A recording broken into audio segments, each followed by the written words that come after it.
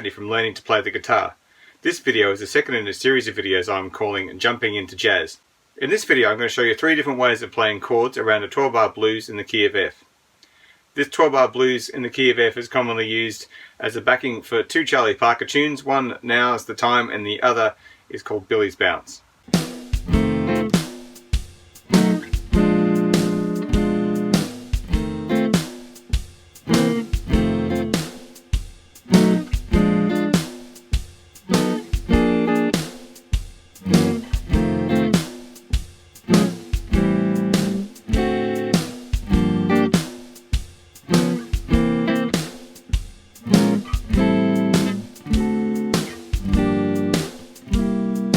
So essentially a 12-bar blues in the key of F is based around 1, 4 and 5 chords. So in the key of F, that 1 chord will be F7, the 4 chord will be B flat 7, and the 5 chord can be C7.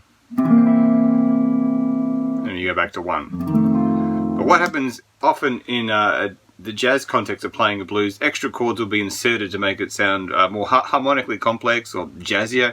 Instead of just going to the 4 chord, there's a little stepping maneuver where we're going to what they call maybe a flat 5 diminished, which would be B diminished, and that happens in sort of near the beginning of the tune, and there's some alternate ways of dealing with that. Later on in the tune, towards the end, and especially at what they call the turnaround sequence for the last 2 bars of a jazz version of a blues, in F in this case of course, we can add in what's called a 3-6-2-5-1 chord progression, and this basically involves going, in this case we would go, say for example here, A minor 7, which is the 3 chord, so 3 steps off A, D7, which is the 6, G minor, which is the 2, and C7, which is the 5. Here is the bar chord. So here, in summary, really quickly, we've got a 1 chord, 4 chord, occasionally you might get this flat 5 diminished chord, which will be B, and then towards the end of the tune, extra chords we're going to encounter are the 3-6-2-5-1, which again is A minor 7, D7, G minor 7, and C7. And so I'll go through the whole sort of sequence I have here of these chords so you can see how they all connect together, and then I will play a demo of that. Here we go. The first chord here in this version is all going to be based around the lower end bar chords. Generally in a band context, especially in jazz, you won't be really playing these full bar chords, but we'll be dealing with a lighter, higher pitch chords in the second round, which will be more realistic to what you would normally play in a sort of in a jazz combo. First chord, of course, F7. And now we're going to do a little chromatic move. I'm going to play a B7, B dominant 7, the idea of a wrong chord going to a right chord here, which is a B flat 7. And then we have that diminished, B diminished, giving you a maneuver where the bass notes go from B flat to B, and that's all we're done. And then you go back to F7.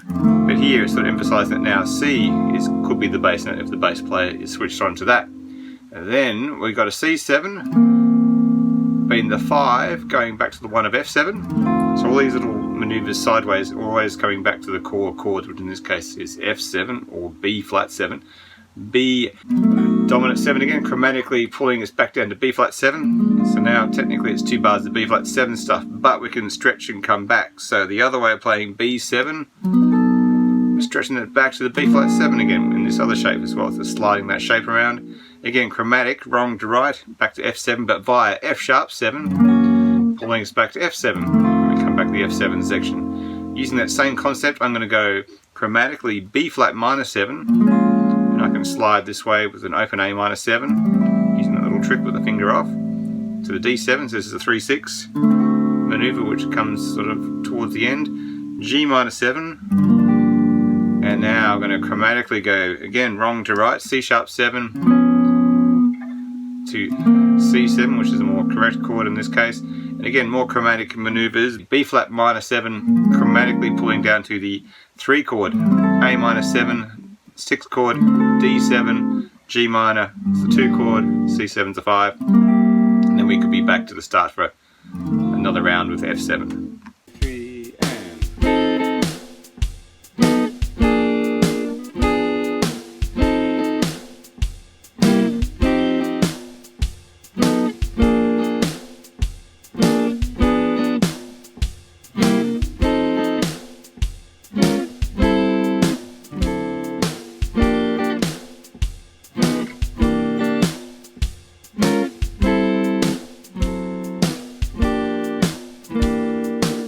So the next version I have here is basically the same chords, but I've now shifted them up higher in pitch.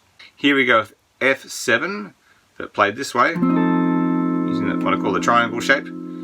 Again, chromatic B7 to B flat 7. Now the diminished B diminished 7, you can just add a finger there. Nice and easy, and then we can dance back to the F7 triangle. All the same position for the moment. C7 leading to an F7, but I'm going to make it a sus2, little finger off. So that's this with the suspended second note, which is G, down the bottom. B7, chromatic to B flat 7 again. Then we've got the B diminished. Now we've got the C7 bar chord again.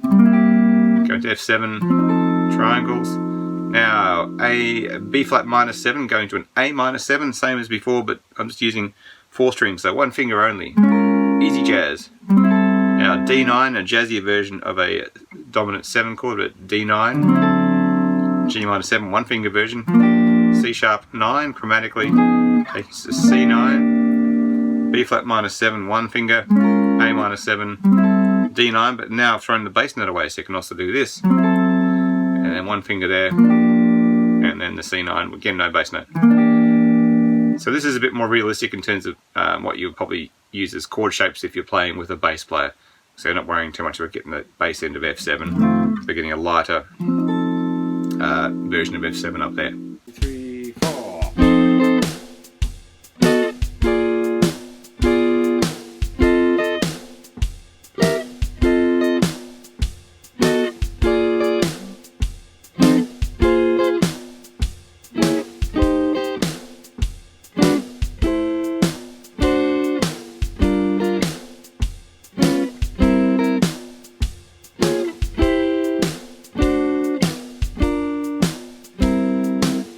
So the final version here, we're moving even further up the neck with these chords just to give you other options.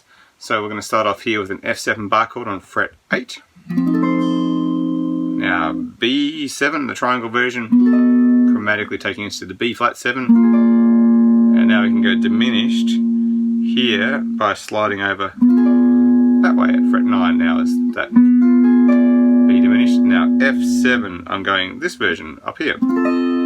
So it nicely connects those chords together in terms of location and shape. C7, I'm just using the triangle here. So that's the bass note's missing, which would be C there on fret 10. So C7. Now F9, which is that guy. B7, B flat 7, F7.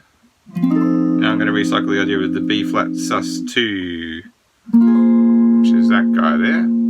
Now F sharp 9 without the bass note chromatically going to F9, like that, yep. Now I'm going to go E9, which would be the 5, to an A minus 7, which is done this way.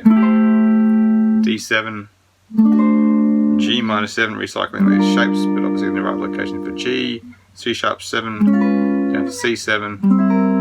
Now chromatic B flat minus 7, that shape again. A minus 7, D7, G minus 7, C7. So once you've mastered all the chord shapes here and the concepts behind them, see if you can use them in other jazz standards as well.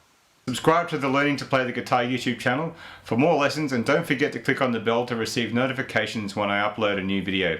You can also check out my books and more guitar lessons at learningtoplaytheguitar.net. Thanks for watching and keep practicing.